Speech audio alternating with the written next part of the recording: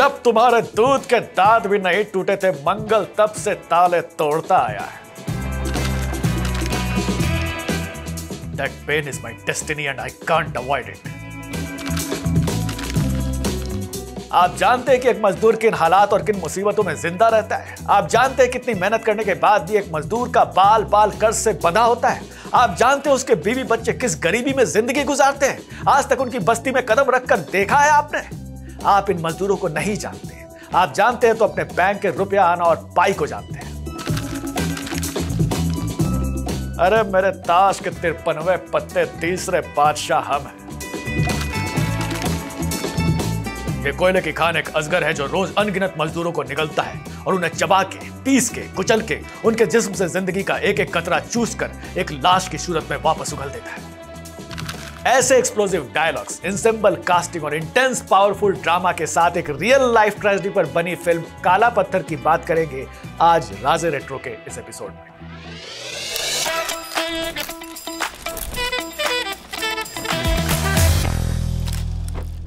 Film industry में आने से पहले Amitabh Bachchan all India radio में अनाउंसर बनना चाहते थे, बट उनकी आवाज की वजह से उन्हें रिजेक्ट कर दिया गया था। यह कहानी हमने बचपन में खूब सुनी थी। तो सवाल है कि फिल्मों में आने से पहले वो आखिर खुद के बिल्स पे करने के लिए क्या काम करते थे। वैसे तो बहुत से मिक्स जॉब उन्होंने किए, बट एक जॉब ऐसा था जिसका एक्सपीरियंस आगे चल के काला पत्थर की स्क्रिप्टिंग में काफी यूजफुल रहा।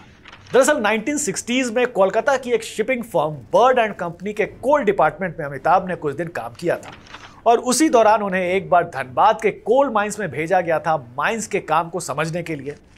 एक बार वो वहां मशीन इंस्टॉलेशन का काम देख रहे थे कि अचानक माइन का एक पार्ट कोलैप्स हो गया और कुछ मजदूर उसमें फंस गए। ये इंसिडेंट काफी हॉरिफाइंग था।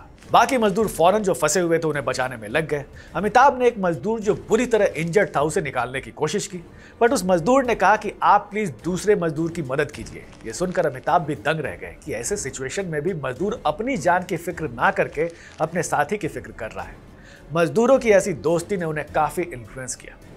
इस इंसिडेंट के कुछ साल बाद 27 दिसंबर 1975 को एक बड़ा हादसा धनबाद के ही चासनाला में Indian iron and steel company कोयलरी के माइन में एक भयानक हादसा हुआ।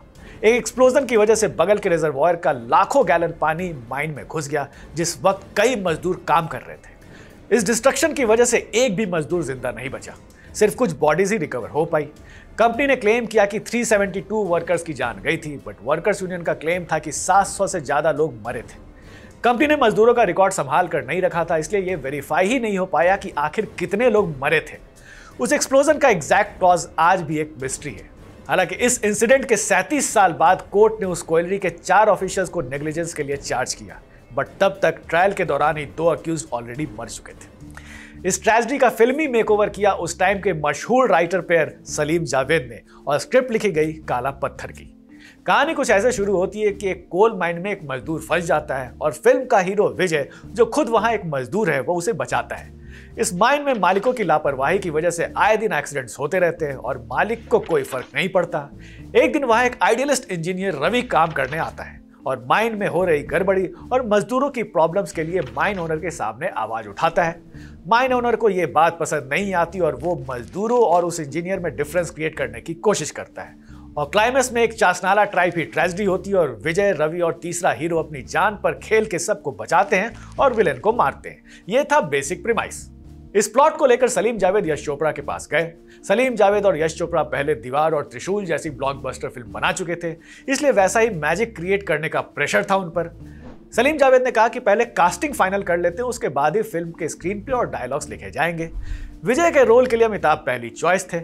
विजय एक एक्स नेवल ऑफिसर है जो एक बार तूफान में अपनी शिंकिंग शिप को डर के मारे छोड़ देता है।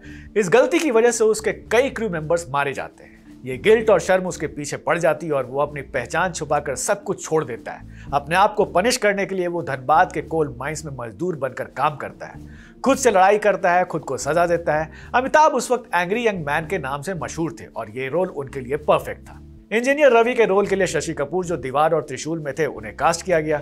रवि एक पॉजिटिव सोच वाले आइडियलिस्टिक इंसान है जिसका मानना है कि ईमानदारी और सच्चाई से सिस्टम को बदला जा सकता है। मजदूरों के साथ इंसाफ हो, उनकी जिंदगी बेहतर हो, इसके लिए वो हमेशा लड़ता है। ये 2 कैरेक्टर्स तो फाइनल थे, बट फिल्म का एक सबसे इंटरेस्टिंग कैरेक्टर है मंगल का, जो कि एक दबंग और बिंदास क्रिमिनल होता है जो जेल से भागकर कोल माइन में काम करने लगता है और विजय के साथ उसका 36 का आंकड़ा होता है, जो कि इस फिल्म का मेजर हाईलाइट था।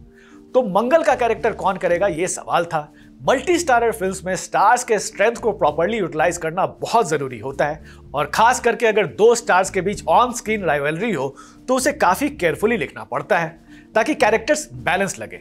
और ऑन स्क्रीन राइवलरी दिखाने के लिए अगर ऐसे एक्टर्स को कास्ट किया जाए जिनकी ऑफ स्क्रीन राइवलरी के किस्से बहुत ज्यादा मशहूर हो, तो ऑडियंस को दोनों में क्लैश देखने में काफी मजा आता है। काला पत्थर के साथ कुछ ऐसा ही हुआ। जब भी बॉलीवुड में डिफिकल्ट कास्टिंग की बात होती है तो सिलसिला की बात जरूर होती है। जिस वक्त फिल्मी मैगजीन्स अमिताभ रेखा के अफेयर्स के किस्से से भरे रहते थे, उस वक्त यश चोपड़ा ने जया बच्चन, रेखा और अमिताभ को साथ कास्ट करने के लिए कैसे कन्विंस किया होगा, ये आज भी एक बहुत बड़ा सवाल है। बट सिलसिला से पहले भी वैसा ही कुछ सिचुएशन काला पत्थर की कास्टिंग में भी हुआ था। मंगल के रोल के लिए शत्रुघ्न सिन्हा को कंसिडर किया गया। उस वक्त अमिताभ बच्चन एंड शत्रुघ्न सिन्हा के ऑफ स्क्रीन राइवलरी की बहुत बात होती थी। दोनों वैसे किसी जमाने में बड़े अच्छे दोस्त हुआ करते थे। बॉम्बे टू गोवा में दोनों साथ भी नजर आए थे। शत्रुघ्न सिन्हा पहले विलेनियस रोल में ज्यादा नजर आते थे, बट 70s में जब अमिताभ सुपरस्टार बन गए थे तब शत्रुघ्न सिन्हा ने भी एज अ लीडिंग हीरो काम करना शुरू कर दिया था, और वो खुद को अमिताभ से कम नहीं समझते थे। इसलिए जब मंगल के रोल के लिए उन्हें साइन किया गया तो वो चाहते थे कि उनका रोल अमिताभ से जरा भी कम ना हो। शत्रुघ्न सिन्हा को डर था कि सिंस अमिताभ ऑलरेडी यश चोपड़ा और सलीम जावेद के साथ पहले दीवार और त्रिशूल में साथ काम कर चुके हैं, तो कहीं उनका रोल छोटा ना कर दिया जाए। बट सलीम जावेद ने इस बात का बहुत ही ख्याल रखा। एक इंटरव्यू में शत्रुघ्न सिन्हा ने क्लेम किया था कि काला पत्थर उनकी और अमिताभ की दोस्ती में last nail in the coffin था। उनका दावा था कि अमिताभ बच्चन नहीं चाहते थे कि शत्रुघ्न सिन्हा को इस फिल्म में लिया जाए, बट ना सलीम जावेद, ना यश चोपड़ा, ना अमिताभ ने कभी भी इस दावे को तवज्जो दिया। फिल्म में शत्रुघ्न और अमिताभ का एक फाइट सीक्वेंस भी था, और इस सीक्वेंस में कौन किसको कितने पंचेस मार रहा है ये भी शत्रुघ्न सिन्हा काउंट करते थे। उन्हें आज भी लगता है कि उस फाइट सीक्वेंस में फिल्म मेकर्स ने अमिताभ को ज्यादा स्ट्रॉन्ग दिखाने की कोशिश की थी। मल्टी स्टारर में सारे एक्टर्स सेटिस्फाई हो जाए, ये बड़ी मुश्किल से हो पाता है। खैर, आज भी काला पत्थर को अमिताभ एंड शत्रुघ्न सिन्हा के सीन्स के लिए याद किया जाता है। दोनों के बीच की राइवलरी को कई राइटर्स आज भी बेस्ट ऑन स्क्रीन कॉन्फ्लिक्ट कहते हैं। अब बात फिल्म के फीमेल कैरेक्टर्स की। सलीम जावेद के स्टोरीज की एक खासियत होती थी, उनकी फीमेल कैरेक्टर्स भी उतनी स्ट्रांग होती थी जितने मेल कैरेक्टर्स। उनकी हीरोइन सिर्फ गाना गाने के लिए नहीं होती थी, सबकी एक इंडिविजुअल आइडेंटिटी हुआ करती थी, चाहे सीता और गीता या अंदाज में हेमा मालिनी हो या फिर दीवार में निरूपा रॉय हो। इस फिल्म में भी हीरोइंस के रोल को काफी केयरफुली ड्राफ्ट किया गया था। राखी एक स्ट्रॉन्ग प्रिंसिपल वाली डॉक्टर है जो गरीब मजदूरों की सेवा करना चाहती है। प्रवीण बॉबी एक फेरोशियस जर्नलिस्ट है जो अपने ही अंकल के कोल माइंस में करप्शन को एक्सपोज करने से नहीं डरती। नीतू सिंह है जो कि एक सिंगल इंडिपेंडेंट लड़की है जो अपना बिजनेस करती है। इन सारे मेल एंड फीमेल कैरेक्टर्स को इक्वल स्कोरिंग पॉइंट्स देकर के फिल्म के स्क्रीन प्ले को डेवलप किया गया। सभी को सेपरेटली नरेशन सुनाया गया और सभी को अपना अपना कैरेक्टर काफी पसंद आया। म्यूजिक कॉम्पोजिशन के लिए उस वक्त के इमर्जिंग कॉम्पोजर राजेश रोशन को सेलेक्ट किया गया और लिरिक्स लिखा साहिल लुधियानवी ने। राजेश रोशन उस वक्त जूली के म्यूजिक के बाद काफी पॉपुलर थे और इस फिल्म का म्यूजिक भी काफी पॉपुलर रहा। शशि कपूर पे पिक्चराइज किया हुआ सॉन्ग एक रास्ता है जिंदगी आज के यंगस्टर्स भी सुनना पसंद करते हैं। फिल्म में कोल माइंस और उसके अंदर के ट्रेजेडी को रियलिस्टिक दिखाने के लिए फॉरेन से टेक्नीशियंस हायर किए गए। इस फिल्म का भी क्लाइमेक्स टावरिंग इन्फर्नो से इंस्पायर्ड था, वही फिल्म जिसने द बर्निंग ट्रेन को इंस्पायर किया था, जिसकी बात हमने लास्ट एपिसोड में की थी। काला पत्थर के फ्लड सीन्स को शूट करने के लिए एक साथ 6 से 7 कैमरा लगाए गए थे। वो VFX का जमाना नहीं था, इसलिए माइन के डिजास्टर को कन्विंसिंगली पोर्ट्रे करने में काफी मेहनत हुई। यश चोपड़ा इसे ग्रैंड स्केल पे बनाना चाहते थे। फाइनली ये फिल्म अगस्त 9, 1979 को रिलीज हुई, बट जैसा एक्सपेक्टेशन था वैसा रिस्पॉन्स इस फिल्म को नहीं मिला। फिल्म उस साल की 7th हाईएस्ट ग्रॉसर थी और इससे ज्यादा कमाई अमिताभ की सुहाग एंड मिस्टर नटवर लाल ने की थी। फिल्म के स्क्रिप्ट एंड स्क्रीन प्ले की आज भी तारीफ होती है, बट ऑडियंस रिएक्शन को एनालाइज करते हुए जावेद अख्तर ने कहा था कि शायद उनसे फिल्म के स्क्रिप्टिंग में गड़बड़ी हुई थी। उनका कहना था कि होटल के एक रूम में बैठकर कोल माइंस की स्टोरी लिखने से बेटर अगर वो एक्चुअल माइन के एरिया में जाकर अपने एक्सपीरियंस से फिल्म लिखते तो शायद ये स्क्रिप्ट और बेहतर हो सकती थी। अनफॉर्चुनेटली काला पत्थर यश चोपड़ा एंड सलीम जावेद की एक साथ लास्ट फिल्म रही और इस फिल्म के बाद से ही सलीम जावेद के राइटिंग का डाउनफॉल भी स्टार्ट हुआ।